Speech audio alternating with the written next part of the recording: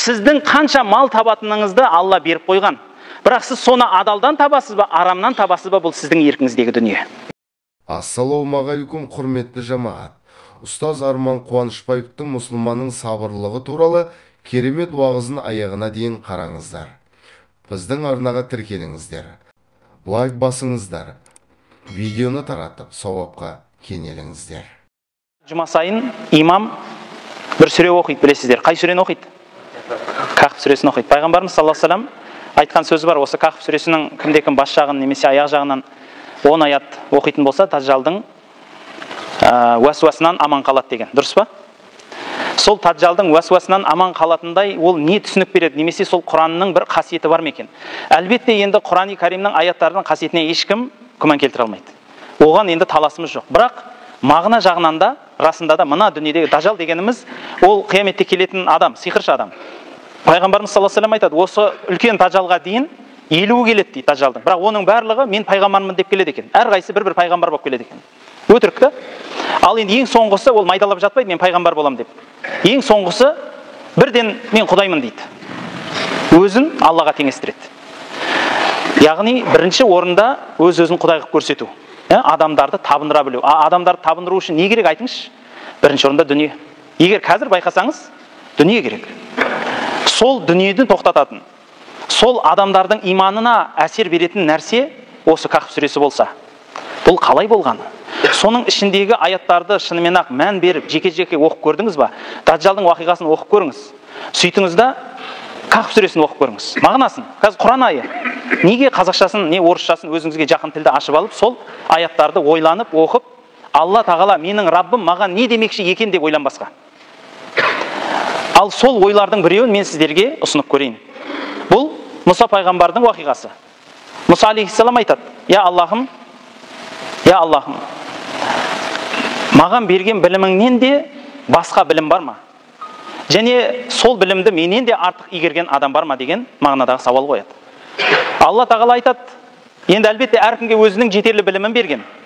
Бірақ сол білімдерінің ішінде өзіміздің құзырымыздан берген білім егесі бар дейді. Онда мен оны жолғайыншы деп қоймағаннан кейін мынандай жерде жолғасын" деп айтылады. Уақиғаның өрісі солай ғой.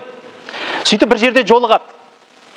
Жолыққаннан кейін, енді бұл уақиғаны бәріңіз білгесін, мен жалпылама айтып жатырмын, оны жекелеп әрбір нәрсесіне тоқталмай. Екеуі жолыққаннан соң сұрайды Мұса алейхиссалам: "Маған саған Алланың үйреткен білімін үйрет" дегенде не дейді? Сенің оған сабырың жетпейді дейді. Байқадыңыз ба? Білім үйренуге бірінші орындағы қадам сабыр, бауырлар. Сабыр. Қазіргі көп адамдарда сабыр жоқ. Сабыр жоқ ол нәрсе. Бір сүрені жатта десе, егер ақша берем десе жаттайды. Айлығынан қырқып алам десе жаттайды. Бірақ басқа жағдайда арнайы бір өзі уақыт бөліп, бір кішкентай Құраннан бір 2 аят осы Рамазанда артық жаттап қояйыншы. Бір пайғамбарымыздың бір хадисін арабшасынан әдемілеп жаттап қояйыншы аудармасымен демейді. Ондай жоқ. Дін ұстанамыз дейміз да, бірақ оны толыққан ұстанбаймыз. Ол енді басқа мәселе ғой. Бірақ мынау уақиғамызға оралайық. Осы уақиғада сенің сабырлығың жетпейді деді. Сонан соң мен бірінші бұл уақиғаны айтып алам, сосын бірге талдайық. Сонан соң Мұса алейхиссалам айтты: "Сен мені сынамай тұрып қалай айтасың?" деді. Бірақ Мұса алейхиссалам біліп тұрды оның сабыры жетпейтінін. Мынау бірақ уәжіменен жеңді.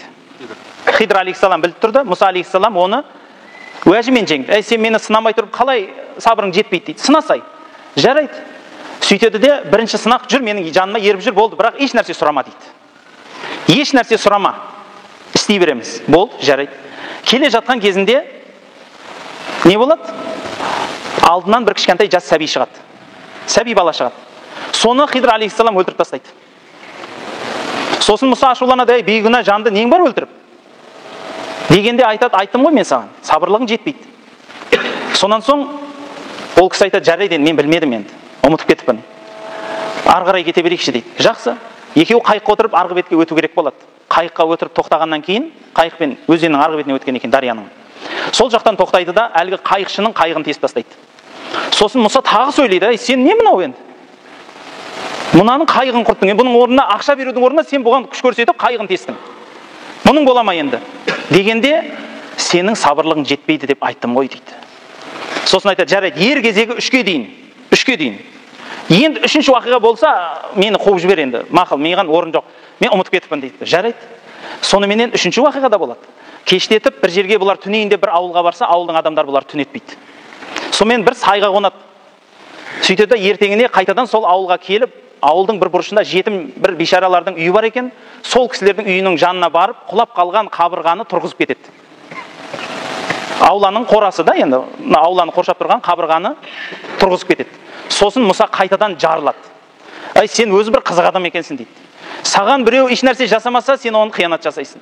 Біреу жақсылық жасаса, қиянат жасайсың. Саған енді біреулер қиянат жасап еді, сен оған жақсылық жасадың. Бұл енді адам түсініп болмайтын нәрсе деп жарылады. Сосын айтады, сені айттым ғой, мен саған сабырлығың жетпейді. Бәрекелді. Енді барып Мұса айтады, болды, түсіндім, жеңілдім дейді. Мен бұны үйрене алмайды екен, бұл білімің, мен сабырым жетпейді екен. Онда мәнін айтшы дейді, енді екеуміз қош айырсайық, бірақ осы жерден мәнін айтып кет дейді. Сонда айтады мәні. Біріншіден, анау сәби бала бұл өсе келе қанышер, бау кеспе, қарақшы болайын деп тұр.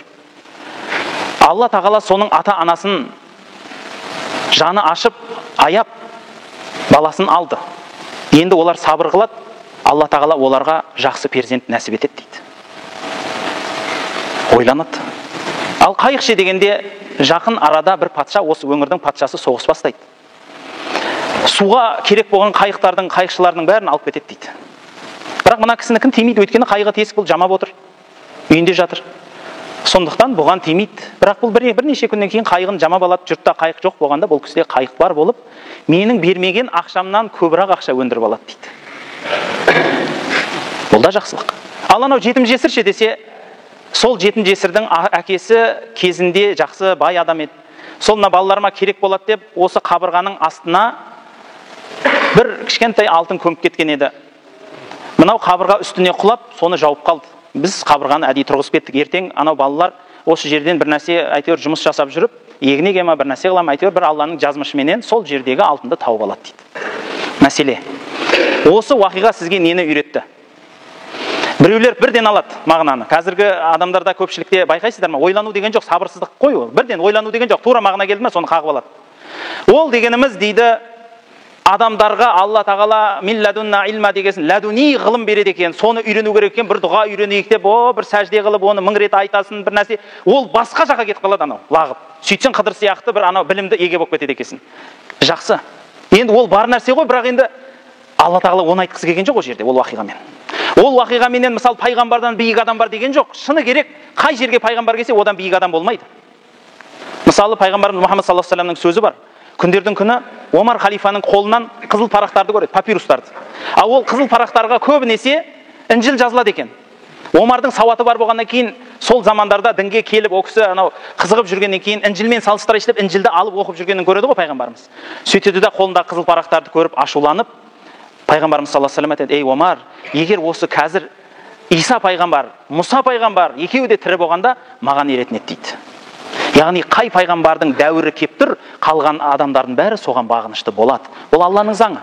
Мұса пайғамбарға Хызыр бағынышты негізі, одан төмен дәрежесі. Бірақ Алла оған сондай бір қасиетті нәрсе үйреткен.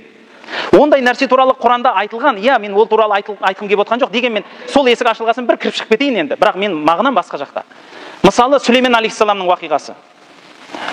Йемен жерінен бір әйелді табады, Білқис деген. Сол әйелдің тағын кім әкеп береді дейді. Ол кісіні қонаққа шақырады ғой.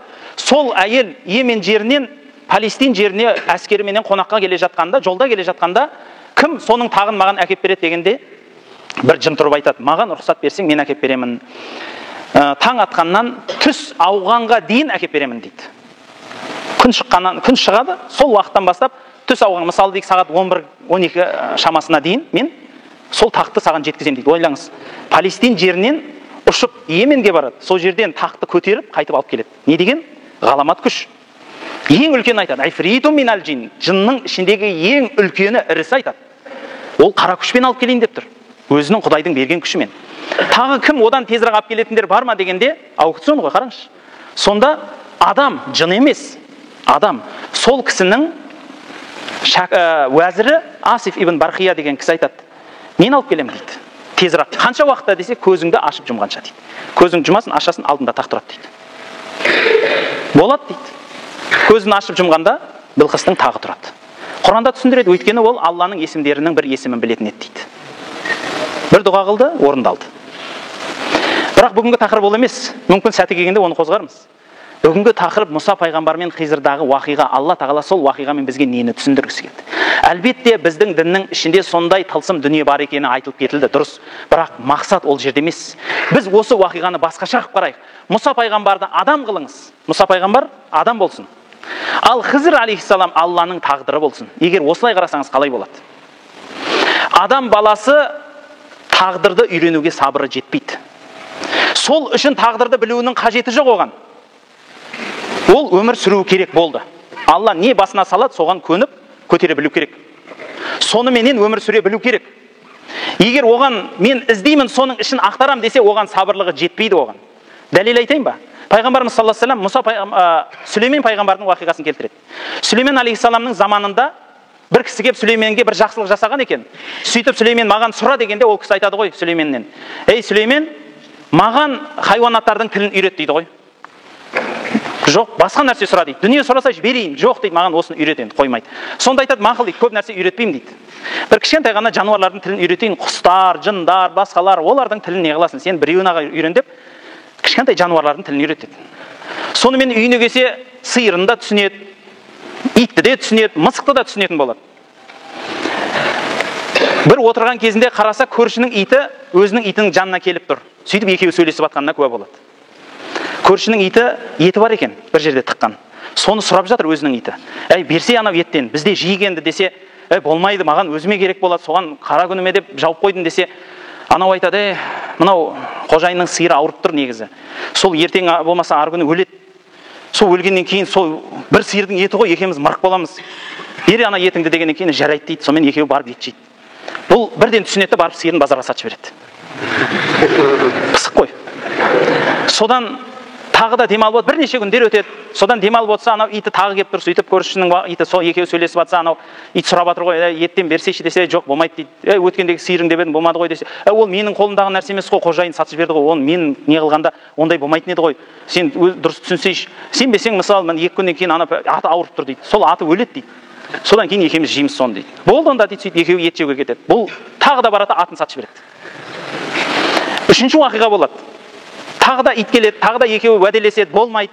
Содан өзінің ит айтады: "Менің қожайыным ауырып тұр" дейді. "Бір күн болмаса бір күн өледі жақында. Бір 2 күн қалған шығар ар кетсе. Ол өлгеннен кейін жұрттың бәрі келіп мал сояды ғой осында. Сүйек те болады, ет те болады" дейді. "Бұл уәде ғой бұл" дейді. Содан ана бейшара жүгірген күй Сүлейменге келеді ғой: "Ей Сүлеймен" дейді. "Осындай уақиға болды. Осындай болды. Не болады екен?" дегенде Сүлеймен айтады: "Ей бейшара, айттым ғой саған. Саған бұл тілдің қажеті жоқ бұны білудің. Адам баласы сол тылсым дүниеге қызығады. Мысалы, әйел кісілер күніге таңертең ана жұлдыз жорамал деген бәлені көреді. Мен ешкімін дейді, анау маймыл дейді, анау ит дейді, тағы не бар, сондай түрлері көп қой жаңа. Бәрі сол мал, жануар, ит, хайуан болып алады. Сөйтеді да, бүгін иттің күні қараң қалған күн. Жаңағыдегі таразының күні озып тұр. Жаңа су құятын адам вообще бәріне су құйып жүр, рахат болып кетеді. Сосын анау кісі о шіркін деп соған қарай өмір сүреді. Болмаған адам палшыға барады. Болады ғой осы уақиға, болып жатыр. Бірақ білесіз ба, сол айтылып жатқан нәрсенің негізі бұл Алланың жауып қойған тағдырының мүмкін бір қандай да бір бөлшегі ұрланады сол жерде. Оны пайғамбарымыз саллаллаху алейхи ва салламның хидаятында келеді. Бұл жын сүресінің тәпсірінде де келеді бұл уақиға. Жындар бірінің үстіне бірі шығып, аспанға шығып періштелердің сөзін ұрлайды екен. Періштелер жердегі тағдырды айтады екен. Сол кезде содан есткен кезінде шоқ жұлдыз атылады дейді соларға. Содан бір-біріне жеткізіп, мүмкін бір хабар жетеді, мүмкін өтірік хабар жетеді, палшыға жеткізеді дейді хабарды. Осылайша палшыға хабар жеткізіліп отырады. Енді оның системаның соңына шейін кіруге болады, енді ол уақыттың тарлығы ғой. Дегенмен бір түсінік енді сіздерге. Осы Алланың тағдыры, Алла тағала бұны перделеп жауып қойған дүние.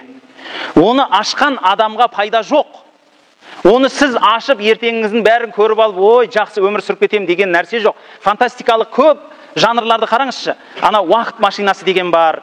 Одан бөлек соған ұқсайтын заттар көп қой. Мынау өзгертіп жіберсем дейді. Болашаққа барып өзгертсем, өткен шаққа барып өзгертіп алсам. Соны әйтеуір былай қарасаңыз, адам өзінің тағдырына бір айтар сөзі бар. Сабырсыздығы бар. Оны үйренуге адамда сабырлық жоқ негізі. Ол сосын сол фантастиканы ары қарай тыңдасаңыз, немесе көрсеңіз, оқысаңыз, жақсылықпен бітпейді, дұрыс па? Ешқашан ол жақсылықпен бітпейді.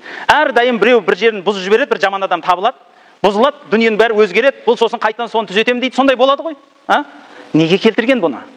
Бұны келтірген себебі, бауырлар, Алланың тағдырын тек қана бір-ақ жолы бар. Оны мойныңызбен көтере білесіз. Үндемей, Мұса пайғамбарға Хызыр алейхиссалам айтқандай, сен үндемейсің, сұрамайсың.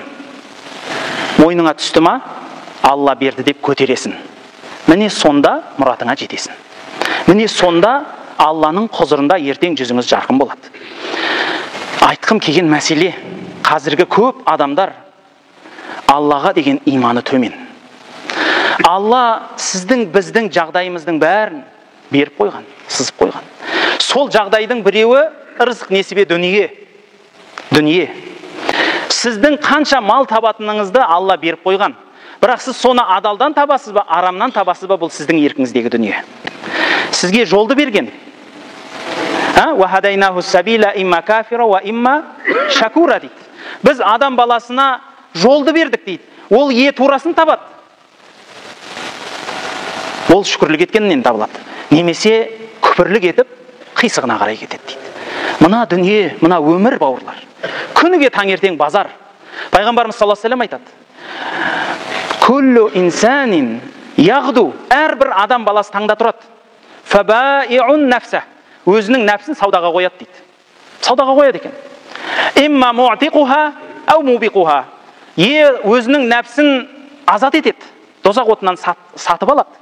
Немесе не істейді? Мубиқуха, құртады дейді. Банкрот болады.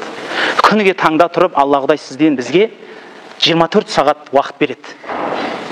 Сол уақытты сіз қалай жұмсайсыз? Сол 24 теңгеңіз сіздің, 24 алтыныңыз. Әрбір алтынды сіз қалай жұмсайсыз? Ертең қияметте соның процентін алып, ішіп жеп отырасыз, қазіргі дүниемен айтқанда. Сол тастаған капиталыңыздың пайдасын ертең көресіз. Ал сіз қазіргі сол 24 теңгеге мәз болып, базарға барып шашсаңыз, мына дүниенің базарына, ертең екі қолыңызды мұрныңызға тығып келесіз. Жұрттар иығына дорба жиған тергенін артып тұрған кезінде, сіз, Құдай сақтасын, дорба біреуге істеген жаманшылығыңызды арқалап тұрасыз. Міне, осы қазіргі мұсылмандардың білуі керек болған бір ақиқаттың бір ғана жұрнағы. Сізбен біз Құран уақиғаларын оқимыз. Оның түбіне зерттеп байқамаймыз. Байқайсыз ба? Уақиға осылай болыпты дейді. Болды. Не үйрендің? Осындай болды ғой. Сыртын аласыз. Ғалымдарымыз не деген екен? Алла тағала осы сөзбен не деді? Бірнеше аят бұрын оқыңыз, бірнеше аят кейін оқыңыз. Содан бұрын бір сүре, содан кейін бір сүре оқыңыз. Сөйтіп осы мағынаны не деп келтірген екен? Осы жерде не демекші екен? Осы сүре не үшін екен? Осы сүреден пайда не екен? Деген сұрақтар арқылы Құранмен өмір сүре алмаймыз. Ұзын сөздің түйіні, бауырлар. Қазіргі кезде көп адамдар мынау дүниеде тіпті өмір білмейді. Неге келді? Қайда барады? Не істеп жүр деп сауал қойсаңыз ше, біреуіне де жауап айта алмайды. Неге келдің бұл дүниеге? Құлшылыққа келдің. Қайда барасың? Қияметке бара жатырмын. Онда не істеуім керек енді? Базарға барып ақша табу дейді. Жоқ. Олай емес. Ақырет қалтасын толтыру керек адам бірінші. Ақырет қалтасын толтыру керек. Адамға Алла тағала білесіз ба, көп жеңілдіктер жасаған мына дүниеде. Өз-өзіне адам зияндық жасайды. Мысал айтайық. Көзбен көретін қып қойды Алла тағала. Дұрыс па? Көзбен көресіз. Бір адам, мен құлақпен көрем десе не істейсіз? Немесе қазір сондай методикалар шыққан, көзіне бір нәрсе жауып алады да қолыменен сипалап көргісі келіп жүретіндер бар. Балаларды дамытатын методика бар да сондай. Ол өз-өзін қинау ғой негізі. Бір адамда ондай қасиет бар, бір нәрсе оны ашып тастасайшы, көзін көріп тұрғанда. Баяғыда бір патшаның алдына бір жігіт келіп айтыпты. Патша ағзам, мен сізге бір өнер көрсетейін депті. Иә, көрсет депті. Сөйтсе қалтасынан бір қалта ине шығарыпты. Бір қалта ине. Сөйтіпті да бір кішкентай ағашты қойып, жаңа иненің бір инесін алыпты да, лақтырса ине қадалыптан ағашқа. Екінші инені алып қадаса, ана иненің көзіне қадалыпты. Ойласаңшы. Сөйтіп ана қолындағы қалтадағы инені екінші иненің көзіне қадау арқылы үлкен ағаш қылыпты да алдында. Өнер ғой, дұрыс па? Патша риза болды. Не деген өнер мынау? Мына кісіге сол өнер көрсеткен үшін 10 тілі алтын беріңдер. Сөйтіп арқасына 10 дүре сабаңдар депті. Сөйтсе айтады, патша ағзам, 10 тілі алтының не, мына ұрған сабағаның не депті? Қамшың десе, 10 тілі алтының мен бұндай өнер көрмеп едім, соған таңғалғаным депті. Ана 10 дүре қамшы өміріңді бекерге құртқаның үшін деген екен. Рас қой, анау енді иненің көзіне ине қадау, не пайда енді бұл өмірге енді, айтыңызшы. Не табасыз енді, айтыңызшы, мысалы да ол. Одан гөрі керек кәсіп үйренсеңіз екен. Одан гөрі мына дүниеге, арғы дүниеге бір пайдалы нәсіп үйренсеңіз екен. Сол үшін айтатыным бауырлар, мына дүниеге көп адам келеді. Осы дүниеге өмір сүру керектігін, қалай өмір сүру керектігін, неге өмір сүріп жүруін білмейді. Сол үшін осы Рамазан айы сізбен бізге есеп қисап айы болса екен. Кішкентай тоқтасаңыз екен, сөйтіп артыңызға бір қараңыз, алдыңызға бір қараңыз. Қанша өміріңіз өтіп кетті, не істедіңіз? Енді алда қанша өмір күтіп тұр, не үлгере аласыз? Осы екі сауалға жауап табыңызшы өзіңіз үшін. Сөйтіп соған қарай амал жасаңыз дегім келеді.